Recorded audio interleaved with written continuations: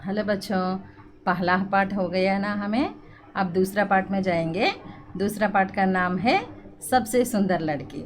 देखिए बच्चे, इधर हमारा पाठ का नाम है सबसे सुंदर लड़की। इस पाठ के कवि का नाम है विष्णु प्रभाकर जी। विष्णु प्रभाकर जी का जीवन काल 1912 से 2009 तक। ये हिंदी के सुप्रसिद्ध रचनाकार थे।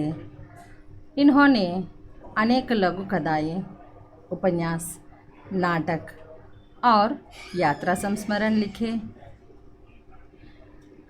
उनके लेखन में देश प्रेम, राष्ट्रवाद तथा सामाजिक विकास मुख्य भाव रहे हैं।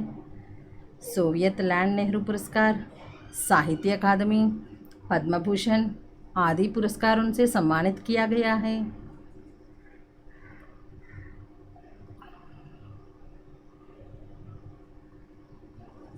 अब पाठ में जाएंगे बच्चे। मैं पढ़ने के समय, स्पष्टीकरण देने के समय आप भी ऐसा उंगली रखे, मैं इधर दिखा रही हूँ, ऐसा उंगली रख के आप भी देखिए, क्योंकि आप समझ सकने के लिए। समुद्र के किनारे एक गांव था। इधर चित्र देखिए बच्चे।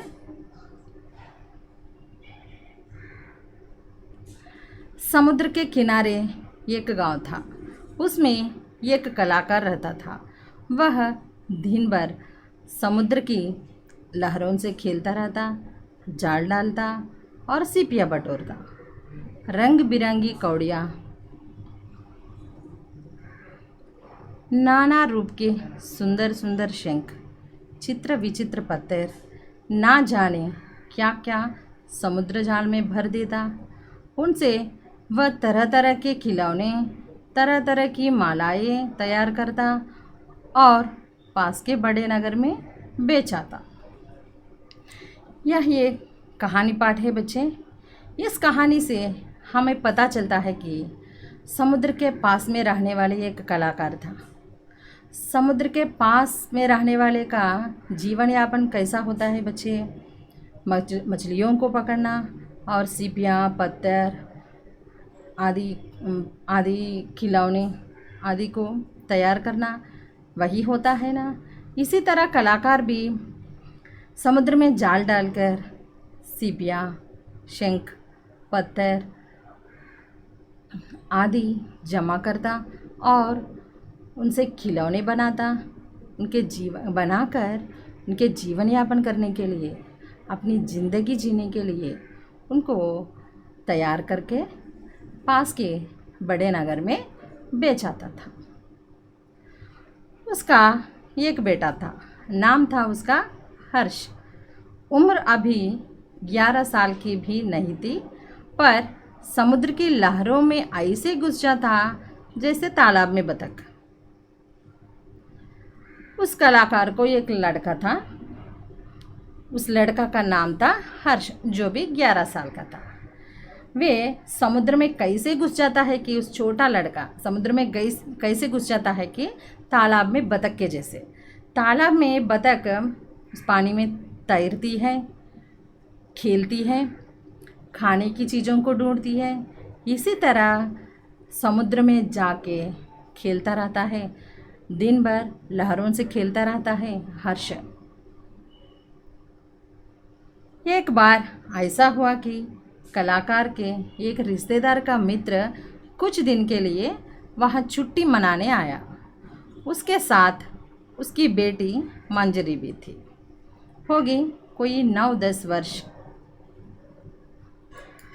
अगला पेज देखिए। 9-10 वर्ष की, पर थी बहुत सुंदर, बिल्कुल गुड़िया जैसे। इधर चित्र में देखिए बच्चे, हर्ष है, इस लड़का का नाम हर्ष। इधर एक और लड़की के बारे में पता लगता है हमें। इस लड़की का नाम थी मंजरी। मंजरी कौन है बच्चे?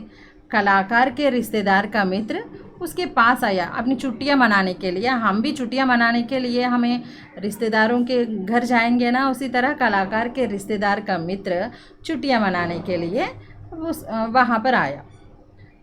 उसको एक लड़की थी, उस लड़की का नाम थी मंजरी। वो भी 9-10 साल की थी। कितने साल का हर्ष था? 11 साल का, उस तरीके की आयु में। लेकिन बच्चे देखिए, एक जैसी आयु वालों के बीच में दोस्ती बनना संभव होगी ना? इस तरह ये दोनों के बीच में दोस्ती बन गई, ये दोनों दोस्त बन गए। हर्ष बड़े गर्व के साथ उसका हाथ पकड़कर उसे लहरों के पास ले जाता। ये दोस्त बन गए ना? वे दोनों एक साथ बैठ के और मिलजुल कर खेलेंगे। एक दिन मंजरी ने चिल्लाकर कहा, तुम्हें डर नहीं लगता? हर्ष बड़े गर्व के साथ उनके हाथ पकड़कर किनारे के पास लेके गए और ऐसा किनारे तक गए तो चिल्लाकर कहा कि मंजरी ने, आपको डर नहीं लगता है क्या? हर्ष को डर क्यों लगेगा? हर्ष ने जवाब दिया। मंजरी ऐसा पूछे तो हर्ष ने जवाब दिया कि डर क्यों लगेगा, लहरें तो हमारे साथ खेलते आती है।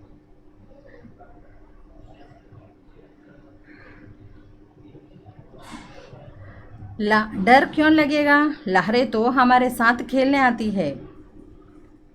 हर्ष शुरू से ही लहरों से खेलना जानता था, क्योंकि वे समुद्र के पास ही रहते थे, समुद्र के किनारे ही पली बड़ी है। इसलिए उसके लिए, हर्ष के लिए वो आम बात थी। और तभी एक बहुत बड़ी लहर दौड़ती हुई हर्ष की ओर आई, जैसे उसे निगल जाएगी। मंजरी चीख उठी, पर हर्ष तो उछलकर लहर पर सवार हो गया और किनारे पर आ गया। वे ऐसा बातचीत करते समय ये दोनों, एक बड़ी लहर दौड़ती हुई हर्ष के पास आई। ऐसा लहर आए तो हर्ष लहर के साथ अंदर चल गया और किनारे तक आ गया, किनारे पास आ गया। ये सब देखकर मंजरी बहुत विस्मित हो गई, क्योंकि पहली बार आई थी। उसके लिए विस्मय की बात है। मंजरी डरती थी, पर मन ही मन यह भी चाहती थी कि वह भी समुद्र की लहरों पर तैर सके। वह छोटी थी, बाहर से आई थी, तैरना नहीं मालूम, इसलिए मंजरी डरती थी। लेकिन मन ही मन क्या चाहती थी कि मंजरी भी उस लहरों में खेलना और उस अनुभव को प्राप्त करना, इसे मज़ा उड़ाना चाहती थी। उसे यह तब और भी ज़रूरी लगता था जब वह वहाँ की दूसरी लड़कियों को ऐसा करते देखती, विशेषकर कनक को, जो हर्ष के साथ हाथ में हाथ डालकर तूफानी लहरों पर दूर निकल जाती। इधर और एक लड़की के बारे में पता लगता है हमें। उस लड़की का नाम है कनक। और एक लड़की कौन है? कनक। कनक कौन है कि कनक और हर्ष पहले से ही ये दोनों मित्र हैं, एक साथ पली बड़ी है। वो समुद्र के पास ही रहते हैं, हर्ष के मित्र हैं। इनको देखने से कनक को भी उन लहरों में खेलना जानती थी। इसलिए इनको देखने से मंजरी को थोड़ा सा जलन आता है। वह बेचारी थी, बड़ी गरीब। पिता एक दिन नाव लेकर गए तो लौटे ही नहीं। कौन है बेचारी थी, बड़ी गरीब? कनक बड़ी गरीब थी। एक दिन जो पिता है ना, कनक के पिता, वे नाव लेकर मछलियों को पकड़ने के लिए समुद्र में गए होंगे, लेकिन वह नाव नहीं आई। क्योंकि किसी कारणवश हो सकता है समुद्र में तूफ़ानें आ जाती है, सुनामी आ जाती है, इसी वजह से आ नहीं पाए होंगे। पिता नहीं है ना, माँ मछलियाँ पकड़कर किसी तरह 2 बच्चों को पालती थी, इसलिए माँ को ही बच्चों को संभालना पड़ेगा। माँ मछलियों को पकड़कर दोनों बच्चों को पालती थी। कनक छोटे छोटे शंकुओं की मालाएं बनाकर बेचते। माँ को सहायता करने के लिए कनक भी शंकुओं को जमा करके ऐसा मालाएं बनाकर नगर में बेचकर आती थी। मंजरी को वह लड़की जरा भी नहीं भाती। हर्ष के साथ उसकी दोस्ती तो उसे कतई पसंद नहीं थी। कनक को देखने से मंजरी को अच्छा नहीं लगती, पसंद नहीं आती कनक, क्योंकि हर्ष और कनक के बीच में दोस्ती है, पहले से ही दोस्ती है। लेकिन हमारे मित्र और एक मित्र से दोस्ती करने से हमें पसंद नहीं आती है ना, इसी तरह अच्छी नहीं लगती मंजरी को कनक। एक दिन हर्ष ने देखा कि कई दिन से उसके पिता एक सुंदर सा खिलौना बनाने में लगे हैं। हर्ष के पिता जो कलाकार हैं ना, कई दिनों से एक सुंदर सा खिलौना बनाने रहे हैं। वह एक पक्षी था। वो खिलौना क्या है? पक्षी। इधर देखिए बच्चे, जो रंग बिरंगी सीपियों से बना था। वह देर तक देखता रहा, फिर पूछा, बाबा यह किसके लिए बनाया है? कलाकार उस खिलौना को बनाने के समय हर्ष ने देखा और पूछा कि यह किसके लिए बनाया है। कलाकार ने उत्तर दिया, यह सबसे सुंदर लड़की के लिए है। मंजरी सुंदर है ना, 2 दिन बाद उसका जन्मदिन है, उस दिन तुम इस पक्षी को उसे भेंट में देना। हर्ष ऐसा पूछे तो कलाकार ने उत्तर दिया क्या है कि इस खिलौना सबसे सुंदर लड़की के लिए बना रही हूँ।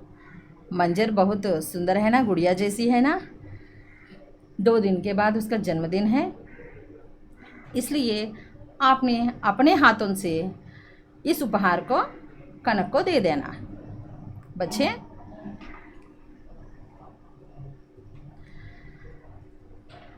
सबसे सुंदर लड़की पाठ है ना, मैं एक बार आप सुनिए और उंगली रखकर उन शब्दों को ध्यान से पढ़िए।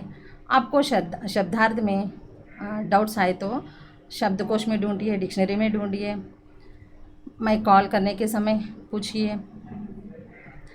अगला पाठ मैं अगले वीडियो में दूंगी। धन्यवाद।